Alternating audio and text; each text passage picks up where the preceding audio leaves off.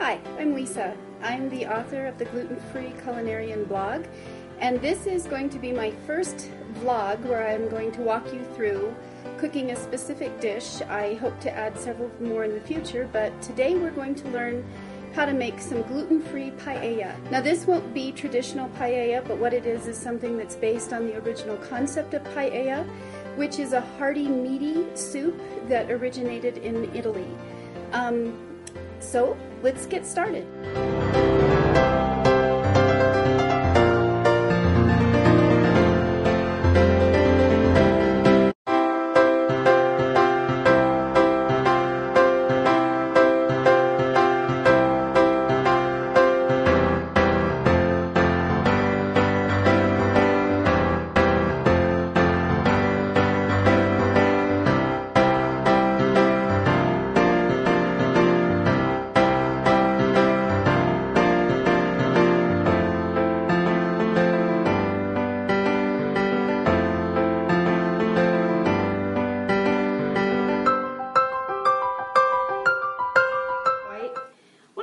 That I just really don't understand about the food that's in the market that's gluten-free is that somehow gluten-free seems to mean flavor-free.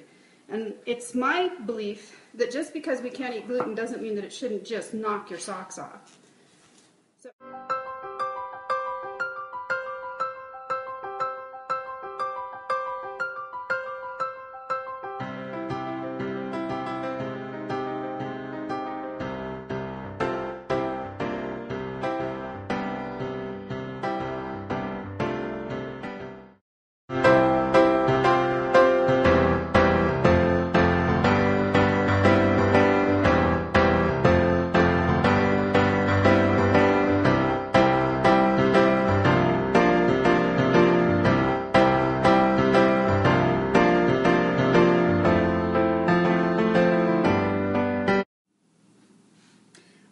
So we're going to turn the heat on, and you want it fairly high for this part, so go ahead and leave it on high because we're going to want to heat up the pot. And we're going to take olive oil. You're going to drizzle it all over the bottom of your pan.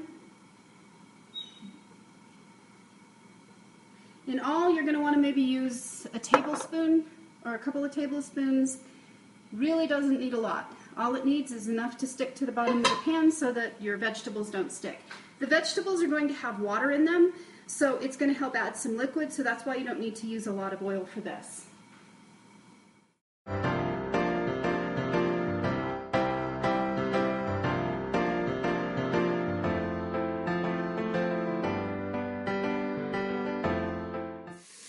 I like a couple of tablespoons at least. So now we've got the garlic in there. And you want to put the garlic in after the onions have become translucent because the garlic will burn faster. And so you don't need as much time for it to heat up and really release the flavors of the garlic before we're going to put in our meat. Let's add some beans. Now one of the things I really like about putting beans in a soup is that it provides a wonderful texture. But it also is a wonderful balance between carb and protein. I go ahead and put the beans in right with the vegetables before there's any liquid in here at all, is because it helps release the skin on the outside of the beans and it speeds up the cooking process. So here we go. We've got our beans, the bell peppers, and the onions, and they're heating up quite nicely. And the next thing we're going to do is add some liquid to this.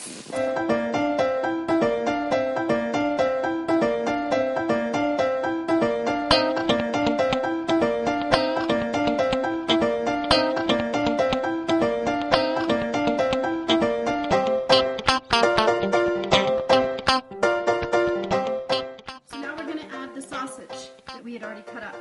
So we're going to pour that in.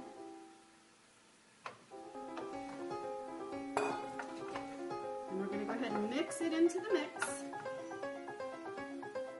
And next what we're going to do is we're going to add the herbs that we cut up. So we're going to add the thyme now, and I'm going to show you how to do that the simple way. Thyme is a small little thing, so really all you have to do is take it at the top where the stem is thickest and pull straight down, check out that. Isn't that delicious looking?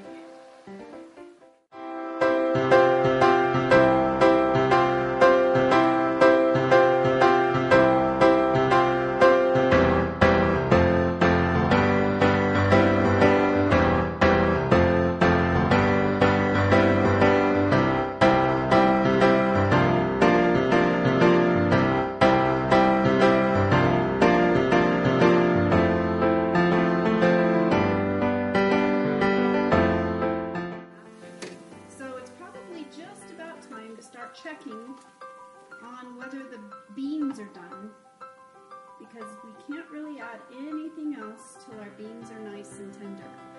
And while we like our pasta al dente, we really don't like our beans that way. So we have one bean, that's all we need. We're going to take it.